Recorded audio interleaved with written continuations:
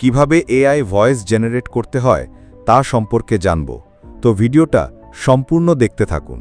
আমি যে কথা বলছি আমিও কিন্তু এআই ভয়েস জেনারেট করার জন্য আমরা চলে যাব গুগল ক্রোমে। গুগল ক্রোমে যে সার্চ দেব aistudio.google.com। সার্চ দেওয়ার পর আমরা চলে যাব তার ওয়েবসাইটে।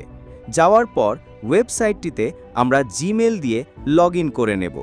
লগইন করার পর 3 লাইনে ক্লিক করে দেব। এরপর একটু স্ক্রল করে নিচে ডেস্কটপ সাইটে ক্লিক করে দেব। এরপর নেটিভ স্পেস জেনারেশন ক্লিক করে দিবেন। তারপরে কিন্তু একটি প্রম্পটের অপশন আসবে।